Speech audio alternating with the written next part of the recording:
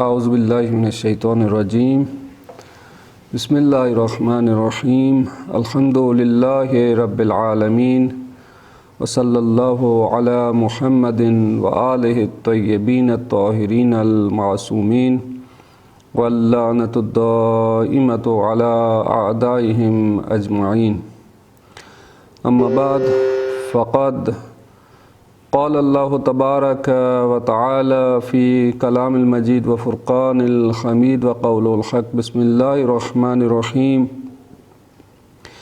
افلا یتدبرون القرآن ولو کان من عند غیر اللہ لوجدوا فیہ اختلافا کثیرا۔ کیا یہ قرآن میں تدبر نہیں کرتے؟ اگر یہ قرآن اللہ کے غیر کی طرف سے ہوتا تو حتماً اس میں بہت سا اختلاف اور ٹکراؤ پاتے۔ تدبر قرآن کریم کے سلسلے میں آج انشاءاللہ ہم سورہ لیل کی تلاوت کریں گے اور سورہ لیل کے اندر تدبر کریں گے۔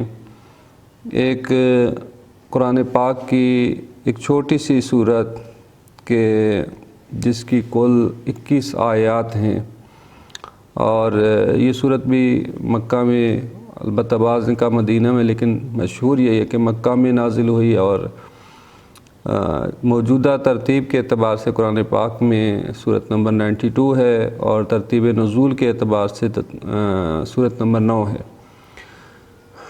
اس صورت میں اللہ تعالیٰ نے انسان کو متوجہ کیا کہ انسان، تیری کوشش، تیری سعی، تیری تلاش، اس کے اندر بہت فرق موجود ہے، ڈفرینس موجود ہے۔ ان سعیکم لشتی، تیری سعی و کوشش میں بہت زیادہ فرق ہے، زمین آسمان کا فرق ہے۔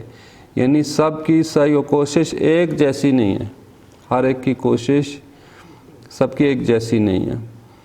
ڈائریکشن کا فرق ہے، نیت کا فرق ہے، ایمان کا فرق ہے، اعتقادات کا فرق ہے، انسان کے افکار کا فرق ہے، تمایلات کا فرق ہے، بہت ساری چیزوں کے درمیان فرق موجود ہے، اور اس ڈفرینس کو یہاں سمجھانے کی کوشش کی ہے۔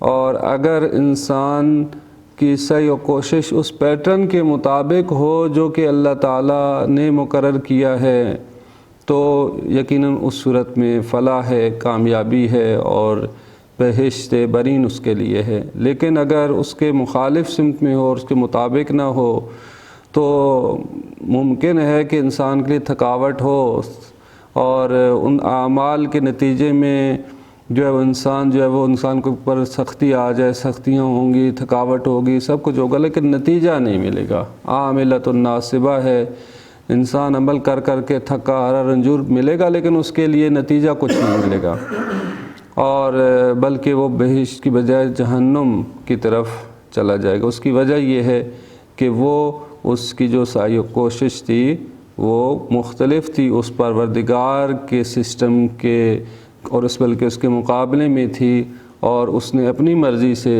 ایک کام انجام دیا جو کہ اللہ تعالیٰ کے بتائے ہوئے پیٹرن یا بتائے ہوئے فارمولے کے مطابق نہیں تھا۔ اور انفاق جو ہے وہ فرمایا کہ وہ پیٹرن، وہ فارمولہ جو اللہ تعالیٰ نے ایک صحیح راستے کے لیے دیا، وہ ایمان اور انفاق کا راستہ ہے، کہ انفاق فی سبیل اللہ کے راستے میں چلتے ہوئے انسان جنت کے راستے پہ نتیجے تک پہنچ جاتا ہے۔ اس صورت کو ہم اگر دیکھیں تو اوورآل ہم دو حصوں میں اس کو ڈیوائیڈ کر سکتے ہیں۔ پہلے جو ہے وہ آیت نمبر 1 سے لے کر جو ہے وہ 11 تک ایک حصہ ہے، کہ واللیل اذا یغشی سے شروع ہو کر وما یغنی عنہ مالہ اذا تردی، یہاں اس آیت تک یہ ایک حصہ ختم ہوتا ہے۔ دوسرا حصہ یا دوسرا کنٹیکسٹ جو ہے یا دوسرا پیراگراف آیت نمبر 12 سے لے کر 21 تک، کہ ان علینا للہدی ولسوف یرضی، یہ دوسرا حصہ ہے۔ تو سب سے پہلے ہم اس سورت کی تلاوت کرتے ہیں بلکہ، اور پھر اس کے بعد ہم اس کے الفاظ معنی اور تدبر کے اندر آ جائیں گے۔ ایک صلوات پڑھنے پر محمد و آل محمد، اللہم صلی علی محمد و آل محمد وعجل فرجہم۔ اللیل اذا یغشا بسم اللہ الرحمن الرحیم واللیل اذا یغشا والنہار اذا تجلا وما خلق الذکر والانثى ان سعیکم لشتى فأما من اعطى واتقى وصدق بالحسنى فسنيسره لليسرى وأما من بخل واستغنى وكذب بالحسنى فسنيسره للعسرى وما يغني عنه ماله إذا تردى إن علينا للهدى وإن لنا للآخرة والأولى فأنذرتكم نارا تلظى لا يصلاها إلا الأشقى الذي كذب وتولى وسيجنبها الأتقى الذي يؤتي ماله يتزكى وما لأحد عنده من نعمة تجزى إلا ابتغاء وجه ربه الأعلى ولسوف يرضى۔ صدق اللہ العلی العظیم۔ اس صورت میں پہلے حصے کو ہم دیکھتے ہیں، آیت نمبر 1 سے لے کر 11 تک۔ فرمایا واللیل اذا یغشا، رات کی قسم جب وہ چھا جائے، اور اس وجہ سے سورہ لیل کہتے ہیں کہ آغاز ہی لیل سے ہو رہا ہے، لیل یعنی رات، تاریکی۔ اذا یغشا جب وہ چھا جائے اور ہر چیز کو ڈھانپ لیتی ہے، اندھیرا چھا جاتا ہے، ہر چیز کے اوپر اس اندھیرے کا اثر ہے اور وہ ڈھانپ لیتے آئے۔ والنہار اذا تجلی، اور دن کی قسم جب وہ آشکار ہو جاتا ہے، نمایاں ہو جاتا ہے، ہر چیز کو روشن کر دیتا ہے۔ تجلی جلوہ، روشن ہونا، نمایاں ہونا، آشکار ہونا۔ وما خلق الذکر والانثی، اور اس کی قسم، ما سے مراد یعنی الذی یعنی وہ ذات، اور اس ذات کی قسم جس نے خلق کیا مذکر اور مؤنث کو، مرد اور عورت کو، اور مذکر اور مؤنث کو پیدا کرنے والی اس ذات کی قسم جس نے ان کو خلق کیا۔ یہ 3 قسمیں ہیں۔ ان قسموں کے بعد کیا فرمایا؟ جواب قسم، جس کو کہتے ہیں جواب، یعنی قسم کے بعد جو آتا ہے جواب قسم، اور قسم اور جواب قسم کا بڑا ربط ہوتا ہے، بڑا گہرا ربط ہوتا ہے۔ ان سعیکم لشتی، بے شک تمہاری کوشش، تم سب کی جو کوشش ہے اور سعی ہے، اس میں بہت فرق ہے، اختلاف موجود ہے۔ شتا یعنی متشدد، مختلف، متفاوت یعنی تفاوت، ڈفرینس یعنی تمہاری کوشش کے درمیان ڈفرینس موجود ہے، بہت زیادہ فرق موجود ہے، ایک جیسی نہیں ہے، ہر ایک کی کوشش اور سعی ایک جیسی نہیں ہے۔ اب اس کی تفصیل ہے کہ وہ کس طرح سے فرق ہے، کیسا فرق ہے۔ 2 راستے ہیں، آگے 2 راستے بیان کیے جا رہے ہیں کہ 2 راستے ہیں بالکل مکمل طور پر کمپلیٹ، ایک دوسرے کے مختلف ہیں، اپوزٹ ہیں، اور ان کے درمیان ڈفرینس موجود ہے، زمین آسمان کا فرق موجود ہے، عمل بھی مختلف ہے، ایمان اور عقیدہ بھی مختلف ہے، نتیجہ بھی مختلف ہے۔ ایمان، عمل، نتیجہ، 3 چیزیں بیان کی جا رہی ہیں یہاں پہ، کیونکہ انسان کے اعتقادات اور انسان کے افکار، انہی کی بیس پہ انسان کا عمل ہے، اور عمل جب تک نہ ہو اب نہیں کہہ سکتے کہ آپ کا عقیدہ بھی اسی چیز کے اوپر ہے، یعنی اظہار اپنے ایمان کا عمل کے ذریعے سے ہوتا ہے، جب تک عمل نہ ہو یعنی ایمان پختہ نہیں ہے۔ ایمان کے مطابق عمل کا اظہار ہوتا ہے اور پھر نتیجہ۔ 3 چیزیں ہر ایک راستے کے لیے بیان کی ہیں۔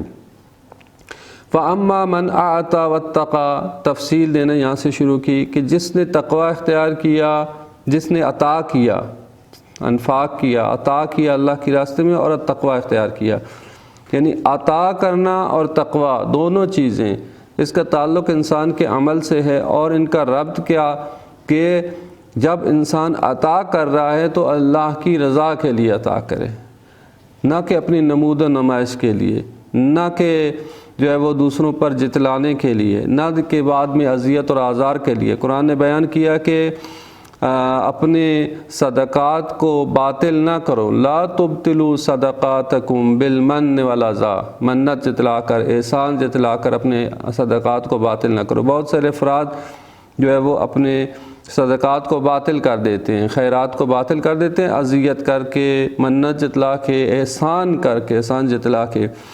نہ احسان جتلانے کے لیے کرے، نہ نمود و نمائش کے لیے، بلکہ فقط رضا کے لیے، تقوی کی رعایت۔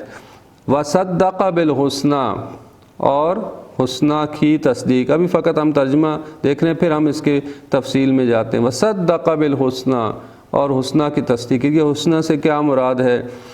فَسَنُيَسِّرُهُ لِلْيُسْرَىٰ، پس ان قریب ہم اس کے لیے آسان کر دیں گے یسرا کو۔ یسرا یعنی سہولت، آسانی، تمام سہولتوں سے بڑھ کر سہولت۔ وہ یسرا کیا ہے؟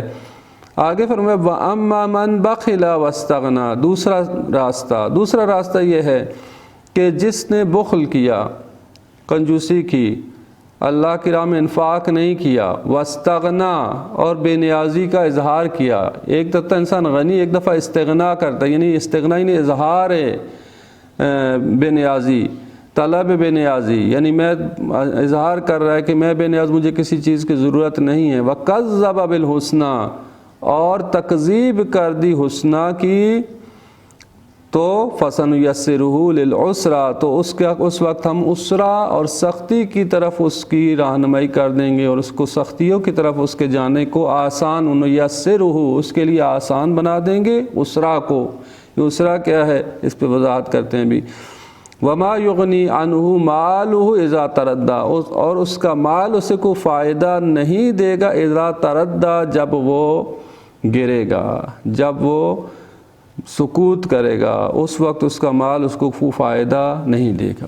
خب اس پہلے پیراگراف میں ہم توجہ کریں، 3 قسمیں جواب اور اس کے بعد ایک تفصیل بیان کی گئی ہے۔ اس پیٹرن کو ہم ذرا دیکھیں۔ یہ جو قسمیں ہیں، رات کی قسم، دن کی قسم، پھر مذکر کی قسم، مذکر و مؤنث جس نے ان کو خلق کیا اس کی قسم، اور پھر فرمایا کہ تیری تم سب کی سعی اور کوشش تلاش میں بہت فرق موجود ہے، ڈفرنس موجود ہے، اور اس پہ اس ڈفرنس کو بیان کیا کہ 2 راستے دیکھیں۔ ایک یہ کہ جس نے تقوی عطا کیا، تقوی اختیار کیا، دوسرا وہ ہے جس نے بخل کیا، استغنا اور بے نیازی کی۔ یعنی جو مخاطب ہے، جو افراد ہیں، جو انسان ہے، وہ معمولاً اس چیز کو بھول جاتے ہیں کہ انسان کا جو سر انجام ہے، انسانی زندگی جو ہے، وہ انسان کے اعمال کی بیس پہ ہے، انسان کے اعتقادات، انسان کے اعمال۔ اور معمولاً جو ہے وہ جب ہم اپنے معاشرے میں رہ رہے ہوتے ہیں تو ایک دوسرے کے اعمال کی طرف زیادہ توجہ نہیں ہے، اور کوئی خاص ہم ڈفرینس نہیں محسوس کر رہے۔ یعنی وہ افراد جو انفاق کرتے ہیں، جو تقوی اختیار کرتے ہیں، جو آخرت اور قیامت پر ایمان رکھتے ہیں اور اس کی بنیاد پہ وہ عمل کر رہے ہیں، خدا کے اوپر، آخرت پر ایمان کی بنیاد پر انفاق کر رہے ہیں، اللہ کی راہ میں دے رہے ہیں۔ ایک وہ جو کہ اپنے مال و جمع کرنے کے در پہ ہے، دنیا کے در پہ ہے، اور ان کے دونوں کے درمیان کوئی زیادہ ڈفرینس ہم فرق محسوس نہیں کر رہے۔ کیوں؟ دنیا میں نظام سب جو ہے ایک جیسے اکٹھے ظاہراً ایک جیسے نظر آتے ہیں، کوئی فرق نظر نہیں آتا، اور انسان اس فرق کو بھلا رہا ہے کہ چاہے وہ اچھے عمل کرے تب بھی ٹھیک ہے، نہ کرے تب بھی کوئی فرق نہیں پڑتا، اللہ کی راہ میں عطا کرے، بخشش کرے تب بھی فرق نہیں ہے، نہ کرے تب بھی کوئی فرق نہیں ہے، ان کو زیادہ فرق محسوس نہیں کر رہا، کیونکہ اس دنیا میں انسان وہ اس چیز کو درک نہیں کر سکتا، ان کے درمیان واضح اور کمپلیٹ ڈفرینس کو یہاں پہ جج نہیں کر پا رہا، کیونکہ نتیجہ اس کا آخرت میں ملنے والا ہے۔ اس وجہ سے یہ چیز گم ہو گئی ہے لوگوں کے اعمال کے درمیان۔ اور جب انسان کو زیادہ فرق نہ محسوس ہو رہا ہو کہ کیا فرق ہے، اگر میں انفاق کروں تو کیا حاصل، انفاق نہ کروں تو کیا حاصل، تو پھر انسان کے حوصلے پست ہو جاتے ہیں کہ مثلا میں نے زندگی میں اتنے فقیروں غریبوں کو دیا ہے، کیا نتیجہ نکلا، کوئی نہیں، میری زندگی میں کوئی چینج آئی نہیں۔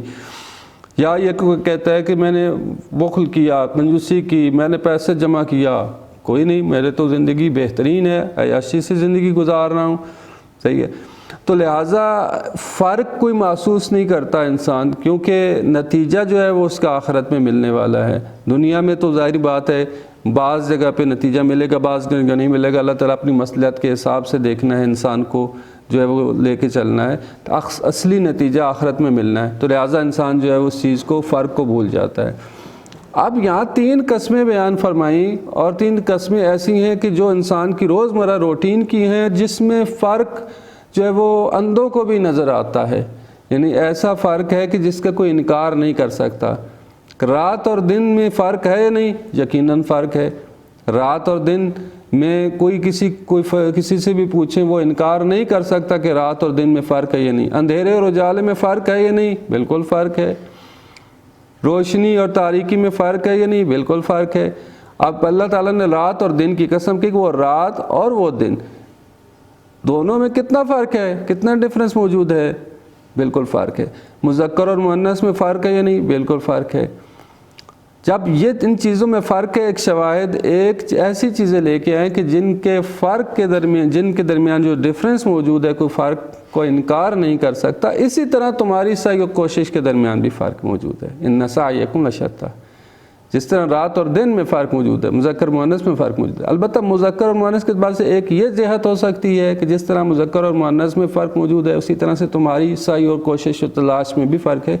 ایک یہ بھی جہت ہو سکتی ہے کہ جب انفاق کا ذکر آ رہا ہے تو بہرحال مخاطب کے ذہن میں یہ آ سکتا ہے کہ انفاق کا تعلق تو مرد سے ہے، کیونکہ مرد کے پاس مال ہوتا ہے، مال و دولت اس کے اختیار میں ہوتا ہے معمولاً، خواتین کے پاس تو نہیں ہے، تو پاس یہ حکم جو ہے وہ انفاق کا صرف مردوں کے لیے تو نہیں، مذکر اور مؤنث دونوں کا ذکر کر دیا کہ جس نے جو ہے خلق الذکر والانثی، جس نے مذکر اور مؤنث دونوں کو خلق کیا اور دونوں کے لیے اعمال قرار دیے ہیں، دونوں کے اعمال کہ اللہ کے نزدیک فرق نہیں ہے چاہے مرد ہو یا عورت ہو، من ذکر و انثی، مرد ہو یا عورت ہو، جب جو بھی عمل خیر انجام دے گا تو اس کے لیے اس کا اجر ہے۔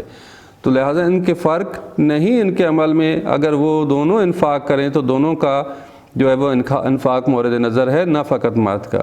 ایک یہ جہت بھی ہو سکتی ہے مذکر اور مؤنث کو ذکر کرنے کی۔ اب اس کے بعد پس ڈفرنس موجود ہے، بہت بڑا فرق موجود ہے، جس طرح رات اور دن میں فرق موجود ہے، جس طرح مذکر اور مؤنث میں فرق موجود ہے، اسی طرح تم سب کی سعی و کوشش میں بھی فرق موجود ہے۔ اب اس فرق کو بیان کیا۔ دیکھیں 2 راستے بیان کیے ہیں۔ انسان جو عمل کرتا ہے اپنے عقیدے کی بنیاد پہ عمل کرتا ہے۔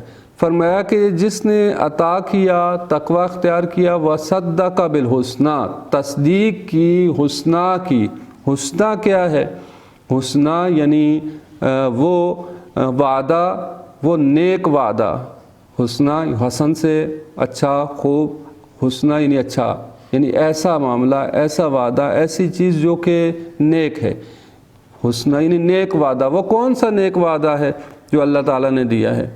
اللہ تعالیٰ کے دیے ہوئے نیک وعدے کی تصدیق کرتا ہے۔ کیسے تصدیق کی؟ عمل کے ذریعے سے۔ عمل کا ذکر پہلے ہو گیا، آتا واتقا، عطا کیا، تقوی اختیار کیا، یعنی کیا کیا اس نے؟ اللہ کے نیک وعدے کی تصدیق کی ہے۔ صدق بالحسنی، کیوں؟ اس نے ایسا عمل کیا ہے کہ اس عمل کے، یہ عمل دکھا رہا ہے اس کا کہ اس نے تصدیق، یعنی تصدیق بالعمل، یعنی ضروری نہیں کہ انسان زبان سے ہی تصدیق کرے۔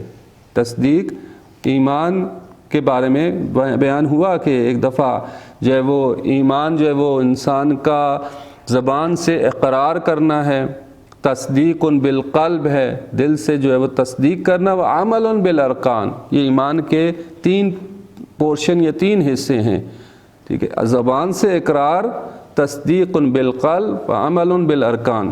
تو یہاں پہ تصدیق کی، یعنی تصدیق کا مطلب یہ ہے کہ اپنی عمل سے اس چیز کو ظاہر کیا کہ واقعاً میں دل سے اس چیز کو قبول کرتا ہوں۔ اور یہ ایمان کے مرحلے پہ انسان اس وقت پہنچتا ہے کہ جب اپنے عمل سے اپنے ایمان کی تصدیق کر لے۔ تصدیق کب ہوتی ہے؟ جب عمل انسان انجام دے اپنے ایمان کے مطابق۔ صدق بالحسنی، اس حسنی اس نیک وعدے کی تصدیق کی جو اللہ تعالیٰ کا وعدہ ہے۔ اللہ نے کیا وعدہ کیا؟ اللہ نے وعدہ کیا کہ تمہارے عمل خیر کا ثواب آخرت میں تمہیں دوں گا، تمہیں اجر دوں گا، تمہیں پاداش دوں گا۔ اگر تم دنیا میں انفاق کرو گے تو تمہیں آخرت میں پاداش ملے گی، کئی گنا بڑھا چڑھا کے میں تمہیں عطا کروں گا۔ تو جو عطا کرنے والا، جو انفاق کرنے والا اس اللہ کے اس وعدے کی تصدیق کر رہا ہے کہ مجھے آخرت میں اس کی پاداش ملنے والی ہے، یعنی جو میں دے رہا ہوں یہ حقیقت میں آخرت کے لیے ذخیرہ کر رہا ہوں، میں یہ ضائع نہیں گیا بلکہ حقیقت میں آخرت کے لیے ذخیرہ ہو گیا ہے۔ انفاق اس کو ذخیرہ سمجھتا ہے۔ جیسے کہ رسول پاک کی سیرت یہ تھی، بیان کرتے ہیں رسول پاک کی سیرت یہ کہ جب کوئی دمبا ذبح کرتے تھے، بکرا ذبح کرتے تھے، اس کو راہ خدا میں انفاق کرتے تھے، تقسیم کر دیتے تھے، سب کچھ تقسیم کر دیتے تھے، کچھ بھی اپنے لیے۔ تو ایک دفعہ جب تقسیم کر دیا، پوچھا کہ کچھ بچا ہے؟ کہا کچھ بھی نہیں بچا، سب دے چکے ہیں سوائے یہ تھوڑا سا ایک گوشت بچا ہے۔ تو پیغمبر نے فرمایا جو کچھ ہم نے دے دیا وہی بچا ہے، حقیقت میں یہ جو رہ گیا یہ بچا نہیں ہے، ٹھیک ہے؟ یعنی آپ نے جو رائے خدا میں دے دیا حقیقت میں دیکھا جائے تو وہی بچا ہے، نہ یہ کہ جو آپ خود استعمال کر لیں، ٹھیک ہے؟ حقیقت میں وہی بچا ہے جس کو آپ نے دے دیا، یعنی اللہ کے سپورٹ کر دیا آپ نے۔ اب وہ اللہ کے جب آپ نے سپورٹ کر دیا، اگر آپ کا ایمان ہے، پختہ ایمان ہے، تو آپ کو اس بات پہ یقین ہونا چاہیے کہ اللہ تعالیٰ بہترین امانت دار ہے، بلکہ اللہ اس طرح نہیں بلکہ کئی گنا اس کو بڑھا چڑھا کر بیان لوٹاتا ہے۔ یضاعف لمن یشاء، کئی گنا بڑھا چڑھا کر بیان فرماتا ہے۔ جیسے قرآن کریم نے اس بات کی تصدیق کی اور اس چیز کو بیان کیا ہے کہ مثل الذین ینفقون فی سبیل اللہ، جو اللہ کی راہ میں انفاق کرتے ہیں ان کی مثال کمثل حبۃ، ایک دانے کی طرح ہے کہ انبتت سبع سنابل، کہ جس سے 7 خوشے نکلیں۔ ایک دانہ مثال کے طور پر گندم کا ایک دانہ ہے جس سے 7 خوشے، 7 بالیاں نکلیں۔ وفی کل سنبلۃ مئۃ حبۃ، اور ہر خوشے کے اندر 100 دانے ہوں، یعنی ایک دانے سے 100 دانے۔ یہ اللہ یہ بیان فرماتا ہے جو اللہ کی راہ میں خرچ کرتے ہیں ان کی مثال ایسا ہے، اور اللہ تعالیٰ اس طرح سے ان کو اجر دیتا ہے، ہر خوشے کے اندر 100 دانے ہوں۔ واللہ یضاعف لمن یشاء، اللہ جس کے لیے چاہتا ہے کئی گنا اس کو بڑھا چڑھا کر اجر دے دیتا ہے۔ تو اللہ کے حق کمی نہیں، بس اللہ کے سپورٹ جو چیز کی ہے وہی حقیقت میں بچ گئی۔ تو صدق بالحسنی، اس وعدہ نیک، اللہ کے نیک وعدے کی اس نے تصدیق کی، تو فسنیسرہ للیسریٰ، ہم اس کو یسرا کی طرف اس کی آسانی پیدا کر دیں گے اس کے لیے۔ اچھا یسرا کیا ہے؟ دیکھیں یسرا یعنی سہولت، آسانی، آسائش۔ دنیا میں جتنی بھی سہولتیں، جتنی بھی آسانیاں تصور کر لیں، اس ہر سہولت اور ہر اس آسانی کے ساتھ مشکل بھی موجود ہے۔ ان مع العسر یسرا، ہم معمولاً ترجمہ کرتے ہیں کہ ہر مشکل کے بعد آسانی ہے، یہ درست نہیں ہے ترجمہ۔ مع العسر، ان مع العسر یعنی ہر مشکل کے ساتھ آسانی ہے۔ آسانیاں اور مشکلات دنیا میں مخلوط ہیں، مکس ہیں، یعنی ایک طرف مشکل ہے تو ایک طرف آسانی ہے، یعنی یہ ایک دوسرے کے ساتھ عجین ہو چکی ہیں۔ دنیا اسی طرح سے ہے کہ مشکلیں اور آسانیاں دونوں مکس ہو گئی ہیں۔ مع العسر یسرا، آسانیاں بھی ہیں، مشکلات بھی ہیں، لیکن حقیقی آسانی کہاں پہ ہے؟ جہاں پہ مطلق آسانی ہوگی، جہاں پہ کوئی مشکل نہیں ہوگی، جہاں سلام سلامہ ہوگا، وہ آخرت، وہ بہشت ہے، وہ بہشت بنی ہے کہ جہاں پہ فقط آسانیاں ہی آسانیاں ہیں۔ تو یسرا یعنی وہ حقیقی آسانی کی جگہ، وہ جگہ کہ جہاں پہ مشکل کا کوئی تصور ہی نہیں، آسانی ہی آسانی ہے۔ تو فرمایا فَسَنُيَسِّرُهُ لِلْيُسْرَى، اس یسرا تک پہنچنے کا راستہ ہم اس کے لیے ہموار کر دیں گے۔ جس نے اپنے عمل سے تصدیق کی، اللہ کے وعدہ حسنہ کی، تو ہم اس کے لیے اس یسرا تک، اس بہشت تک پہنچنے کا راستہ آسان کر دیں گے۔ دیکھیں بہشت تک پہنچنے کا راستہ مشکل ہے۔ روایات کے مطابق فرمایا گیا ہے کہ جنت گھری ہوئی ہے سختیوں میں، مشکلات میں، رکاوٹوں میں، بہت ساری مشکلات ہیں، سختیاں ہیں، تحمل کرنا پڑتا ہے، مصائب میں گھری ہوئی ہے، لیکن جہنم گھری ہوئی ہے لذائذ میں اور شہوتوں میں اور سہولتوں میں گھری ہوئی ہے۔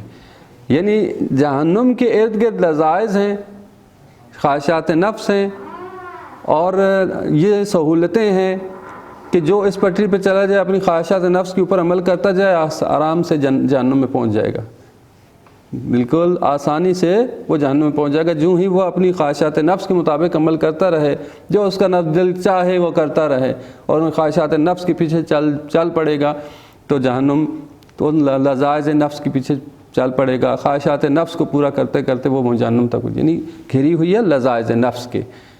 لیکن جہاں جنت گری ہوئی ہے مشکلات، سختیوں اور رکاوٹوں میں، تو اللہ یہ فرماتا ہے کہ اس جنت تک پہنچنے کا راستہ اگرچہ سخت ہے لیکن میں اس کے لیے آسان بنا دوں گا۔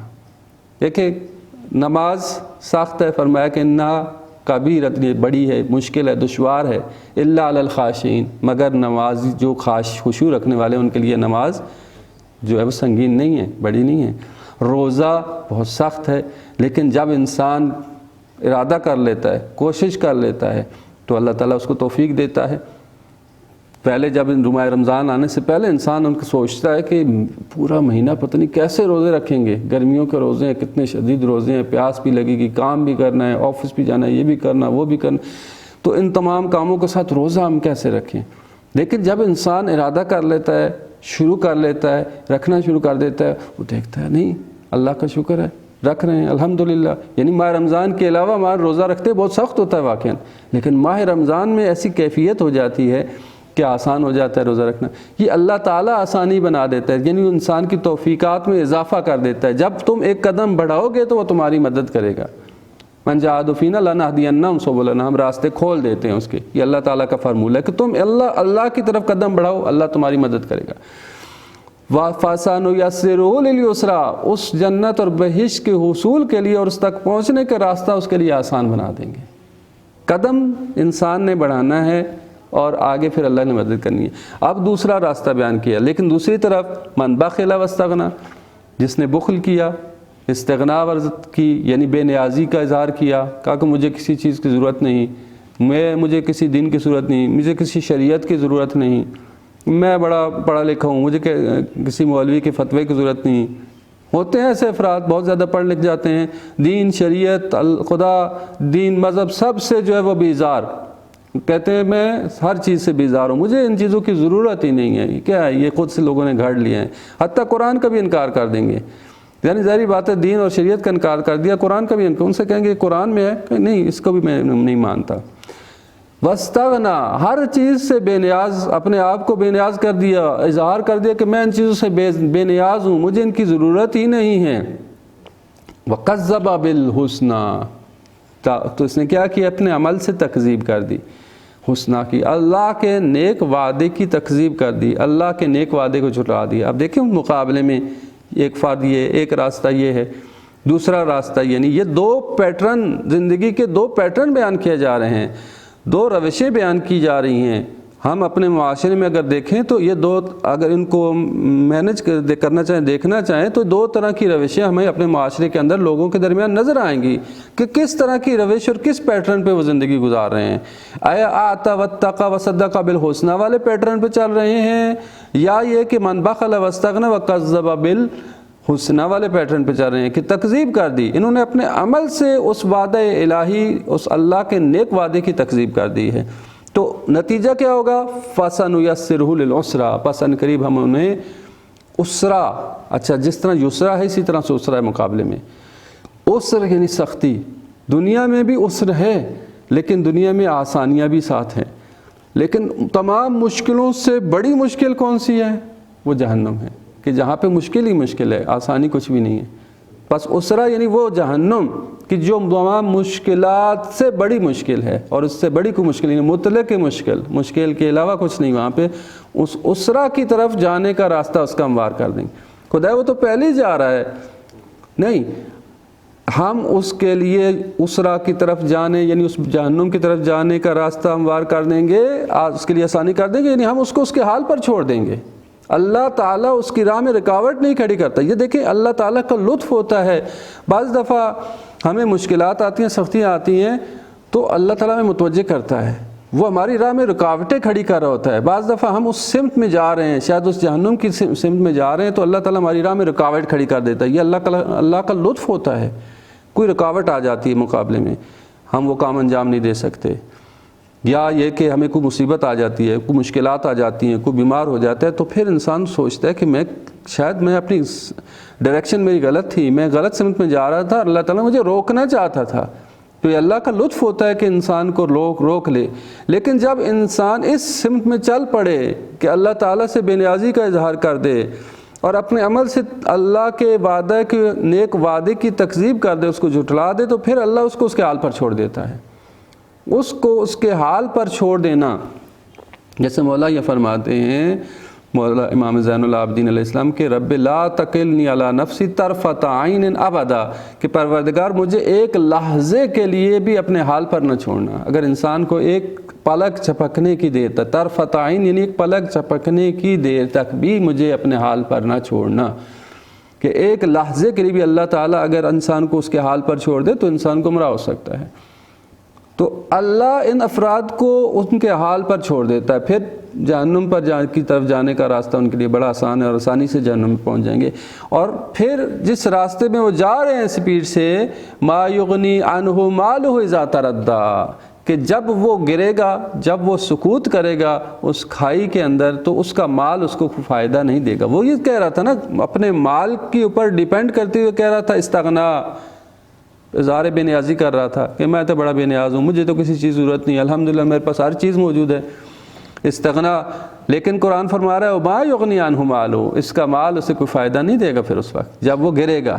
اذا تردی, جب وہ گرے گا, کہاں گرے گا؟ جہنم میں گرے گا, کیونکہ جہنم کا ذکر پہلے ہو چکا, اسرا. تو اس اسرا میں جب اس جہنم میں وہ گرے گا تو پھر اس کا مال اس کو فائدہ نہیں دے گا.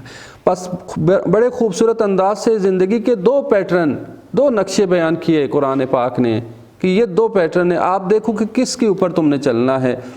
یہ پہلے حصے میں پس انفاق اور بخل کے درمیان عظیم فرق موجود ہے, اس پہلے حصے میں بیان کیا, اور اس کے سر انجام سے انسان غافل ہے, اور بخل کی طرف انسان کی رغبت موجود ہے, چونکہ انسان اپنی طبیعت کے اعتبار سے جو ہے وہ بخل کی طرف مائل ہے.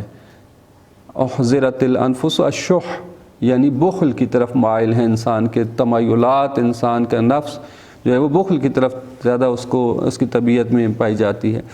خوب, اگلے حصے میں فرمایا کہ جو ہے وہ یہ انسان, اس کے باوجود بھی اللہ تعالیٰ انسان کے لیے ہر چیز کو واضح کر دیا, آشکار کر دیا, لیکن اس کے باوجود انسان غفلت میں ہے. پہلے حصے میں دنیا سے آخرت کا ویو دکھایا گیا ہے کہ دنیا میں یہ دو راستے ہیں, اور اس کا سر انجام, اس کا اینڈ یہ ہے, یعنی ایمان, عمل اور تصدیق اور نتیجہ, دونوں پیٹرن کے اندر ایمان بھی, عمل بھی موجود ہے, اور ایک ایمان, ایک اس کے پیچھے جو ہے بیک میں ایک ایمان بھی موجود ہے. ایمان چاہے ایمان ہو یا بے ایمانی اس کو ہم کہیں, جس نے بخل کیا اس کے اندر ایک ایمان, یعنی اس کا ایک کنسیپٹ موجود ہے, دوسرے الفاظ میں کیسے وہ کنسیپٹ موجود ہے جس کی بنیاد پہ وہ بخل کر رہا ہے, وہ اظہار بے نیازی کر رہا ہے. ٹھیک ہے, تو ایمان, عمل, نتیجہ, اور یعنی دنیا سے آخرت کا ویو دکھایا. لیکن دوسرے حصے میں آخرت سے دنیا کا ویو دکھایا جا رہا ہے, یعنی آخرت میں یہ صورتحال ہے کہ ایک ایسی آگ ہے کہ جو بھڑکتی ہوئی آگ ہے, اور جس کے شعلے اوپر اٹھ رہے ہیں. ان بھڑکتی ہوئی آگ اور ان شعلوں کے اندر کون جائے گا؟ یہ وہ افراد ہیں جنہوں نے دنیا میں یہ کیا تھا. اب آخرت میں رہ کے دنیا کی, یہ قرآن پاک بڑے خوبصورت انداز سے نقشہ کھینچتا ہے, اور یہ خدا تعالیٰ کی فصاحت اور بلاغت ہے اس کلام پاک کے اندر. پہلے حصے میں دنیا, یعنی دنیا کے زاویے سے, اس اینگل سے دیکھو, دنیا میں رہتے ہوئے آخرت کو دیکھو, اس اینگل سے دکھایا کہ آخرت میں اس کا کیا سر انجام ہونا ہے.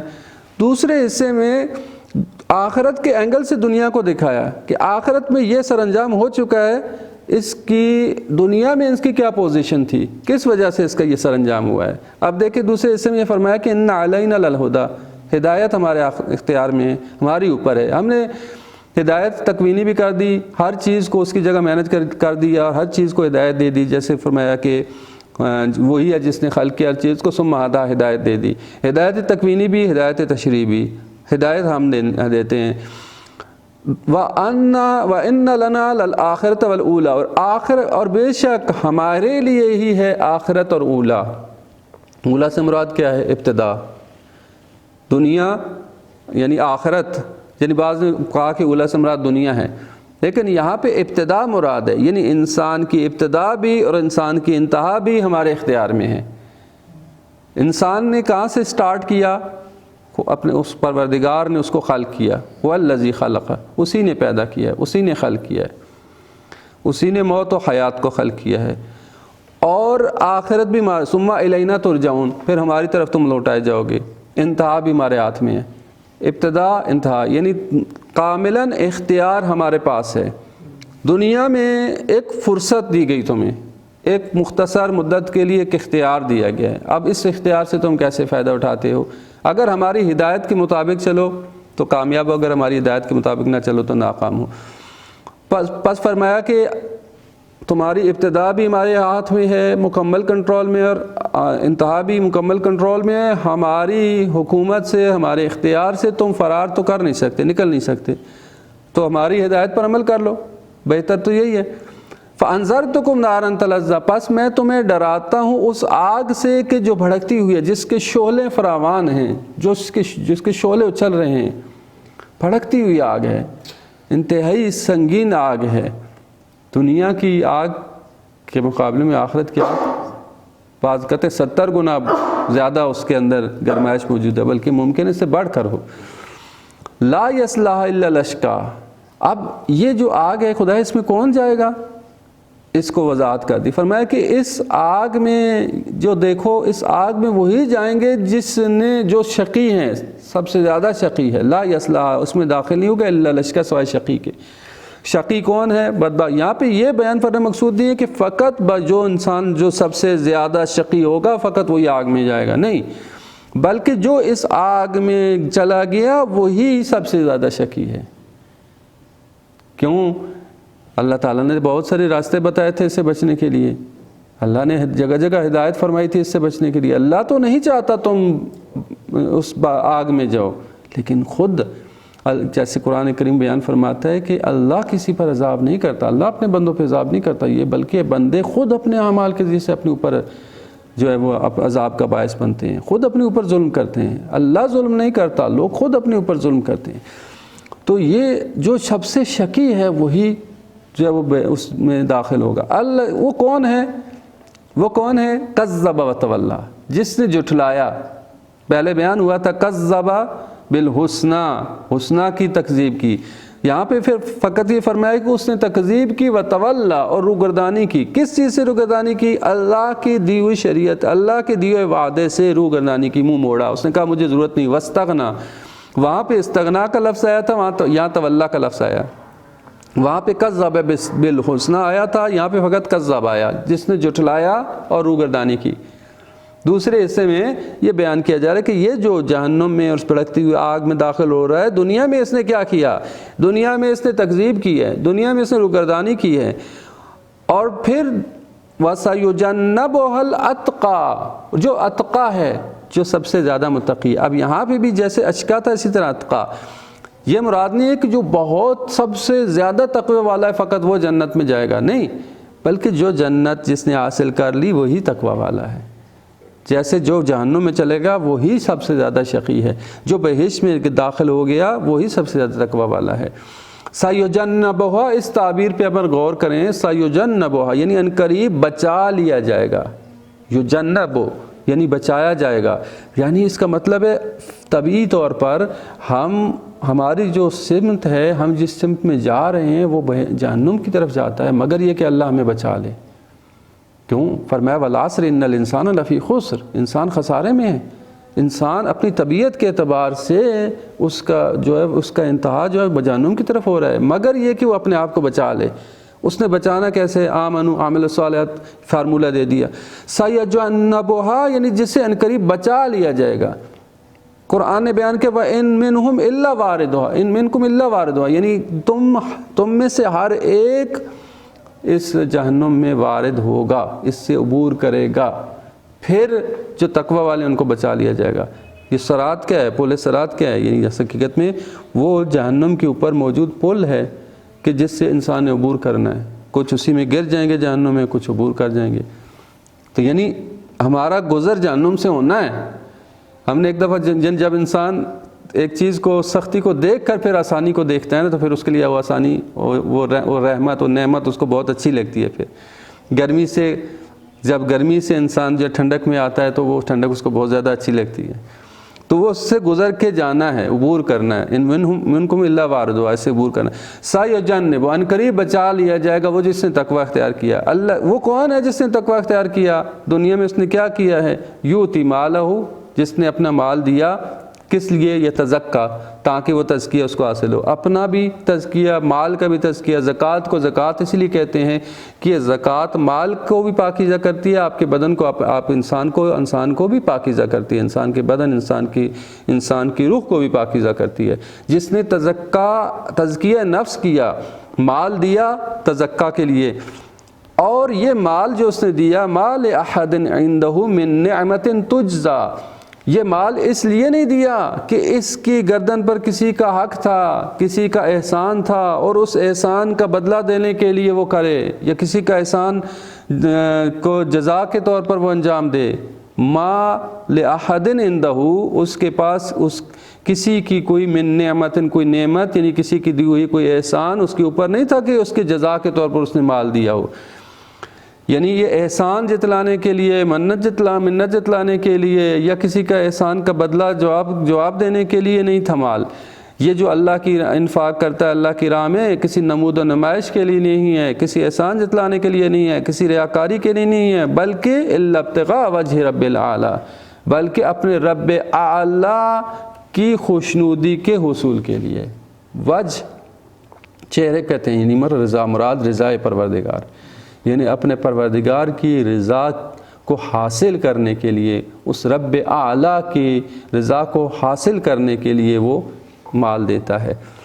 وَلَسَوْفَ يَرْضَىٰ، اور عنقریب حتماً اس کو وہ راضی کرے گا، اس کا رب اس کو، یعنی نہ فقط یہ کہ اس کے اعمال کے مطابق اس کو جزا دے گا، بلکہ اپنے فضل سے اس کو بڑھا چڑھا کے دے گا، راضی کرے گا۔ یعنی کہے گا میرے بندے کا تو راضی ہو گیا، یعنی اس وقت تک دیتا رہے گا جب تک کہ اس کا بندہ راضی نہ ہو۔ یرضا، راضی کرے گا، نہ یعنی فقط اعمال کی جزا نہیں دے گا، اللہ اپنے فضل سے بڑھا کر دے گا، بڑھا چڑھا کر دے گا اور راضی کر دے گا۔ خوب، اب یہاں پہ دیکھیں، توجہ فرمائی آپ نے کہ اس دوسرے حصے میں بھی جو ہے وہ ایک ویو دیا گیا کہ ایک آتش، ایک آگ موجود ہے، ایک جس کو سے ڈرایا گیا ہے، جس سے ڈرایا گیا، اور اس آگ کا ایندھن کون بنیں گے؟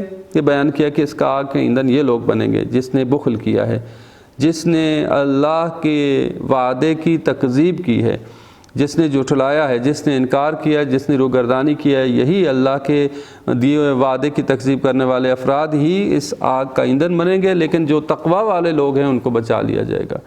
دنیا میں کس طریقے سے اس نے عمل انجام دینا ہے وہ دیکھنا ہے۔ تو عزیزان محترم دیکھیں، اس صورت میں ایک خوبصورت انداز سے ایک مکمل ایک پیٹرن موجود ہے کہ کس طرح سے ہم نے زندگی گزارنی ہے۔ اگر اللہ تعالیٰ کے دیے ہوئے اس فارمولے کے مطابق زندگی گزارو تو یقیناً سعادت ہے، یقیناً کامیابی ہے۔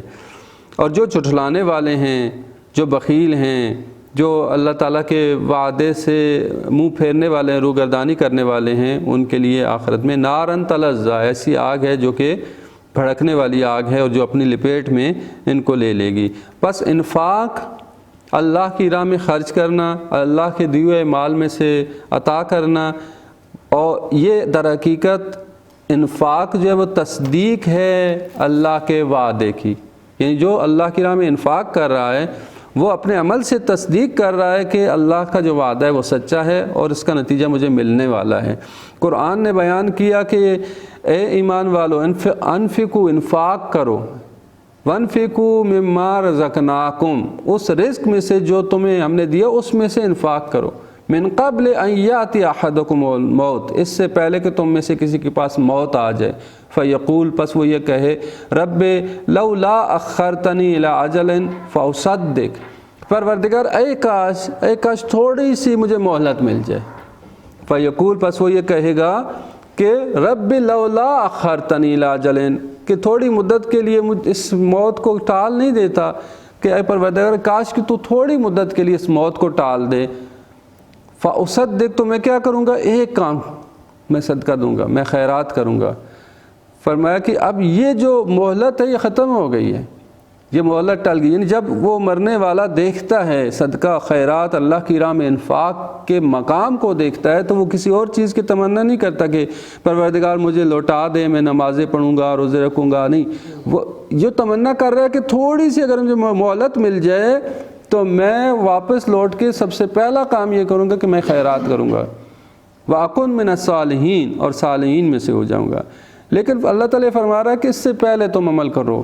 جب موت آ جائے تو اس وقت پھر فائدہ نہیں. حتی اذا جاء احدهم الموت، جب ان میں سے کسی کے پاس موت آ جائے، قال رب ارجعون، وہ یہ کہے گا، تمنا کرے گا، اے پروردگار کاش یہ مجھے لوٹا دیں، کاش یہ فرشتے، تیرے فرشتے، تو اپنے فرشتوں کو حکم دے کہ مجھے لوٹا دیں کہ میں کیا کروں، اعمل صالحا فیما ترکت، جو میں نیک عمل میں نے چھوڑ دیے، انجام نہیں دیے، میں ان کو انجام دے دوں.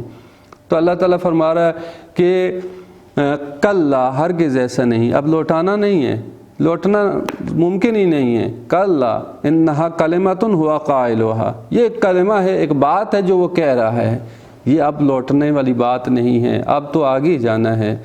وَمِن وَرَائِهِمْ بَرْزَخٌ إِلَى يَوْمِ يُبْعَثُونَ، تا قیامت ان کے لیے برزخ ہے اور اس کے بعد قیامت کا میدان ہے.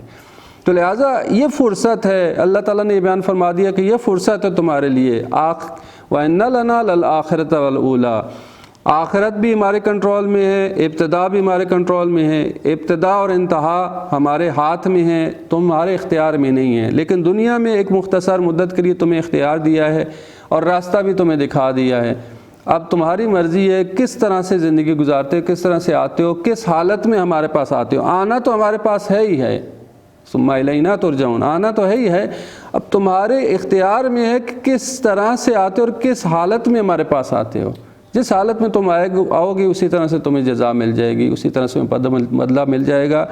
کہ من اوتیا کتابہ بیمینہ، جس کے دائیں ہاتھ میں نامہ اعمال دیا جائے گا تو اس وقت فسوف یحاسب حسابا یسیرا، ایک معمولی سا اس سے حساب لیا جائے گا اور وہ پھر اپنے اہل کی طرف جو خوشنود ہو کر خوشی سے مسرورہ، خوشی سے وہ چلا جائے گا. لیکن من اوتیا کتابہ وراء ظہرہ، جس کا نام اعمال کو اس کے پیٹھ پیچھے سے دیا جائے گا. پھر قرآن پاک کی جو تعبیرات ہیں بڑی اہم ہیں. یہ تعبیرات اللہ تعالیٰ کوئی لفظ استعمال کرتا ہے تو بلا وجہ استعمال نہیں کرتا. پہلے فرمایا جس کے دائیں ہاتھ میں نامہ اعمال دیا جائے گا تو اس کے لیے حساباً یسیرا، تھوڑا سا حساب ہوگا اور وہ اپنے اہل کی طرف مسرورہ خوشی سے لوٹ جائے گا. لیکن جس کے پیٹھ پیچھے سے نامہ اعمال دیا جائے گا، وراء ظہرہ، اوتیا وراء ظہرہ فسوف یدعو ثبورا، تو وہ دھاڑے مارے گا، اپنی تباہی کو طلب کرے گا کہ کاش میں مر جاتا، ملیا میٹ ہو جاتا، خاک میں مل جاتا، لیکن میں اس نامہ اعمال کو نہ لیتا. کیوں پیٹھ پیچھے سے اس کو دیا جائے گا؟ کیونکہ اس کی سمت، اس کی ڈائریکشن اپوزٹ تھی. اللہ کی طرف اگر اس کی سمت تھی، جس کی سمت اللہ کی طرف ہے، جو اللہ کی طرف جا رہا تھا، اس کو موت آ گئی، اس کے دائیں ہاتھ میں نامہ اعمال دیا جائے گا اور تھوڑا سا حساب لے کے اس کا معاملہ درست ہو جائے گا. ایک بندہ جس کی ڈائریکشن ہی اپوزٹ ہے، مخالف سمت میں جا رہا ہے، تو اس کو روک کر فرشتے اس کے پیچھے سے اس کو نامہ اعمال تھما رہے ہیں. تمہاری ڈائریکشن غلط، وراء ظہرہ، پیچھے سے نامہ اعمال دیا جا رہا ہے کہ کہاں جا رہے ہو، واپس پلٹو، تم نے ادھر آنا ہے. لیکن پکڑ کے اس کو زبردستی گھسیٹ کے کہاں لے کے جائیں گے؟ جہنم میں لے کے جائیں گے. تو لہٰذا اللہ تعالیٰ نے انسان کے لیے واضح کر دیا کہ اب ابتدا اور انتہا ہمارے ہاتھ میں ہے، درمیان میں تمہارا اختیار ہے، اس میں تمہارے لیے ہے کہ تم کیسے عمل انجام دیتے ہو. اگر اس انفاق والا راستہ اپناتے ہو تو یہ نتیجہ ہے، بخل اور تکذیب والا راستہ اپناتے ہو تو یہ نتیجہ ہے، اور سر انجام دونوں کا بتا دیا. اللہ تعالیٰ ہم سب کو قرآن پاک کو سمجھنے اور اس پر عمل پیرا ہونے کی توفیق عطا فرمائے. ہمیں قرآن اور اہل بیت علیہ السلام کے سائے میں رکھے اور آخرت میں ان کی شفاعت سے بہرہ مند فرمائے. ہمیں عمل خیر انجام دینے اور اس کی راہ میں انفاق کرنے کی توفیق عطا فرمائے۔ والسلام علیکم ورحمۃ اللہ وبرکاتہ۔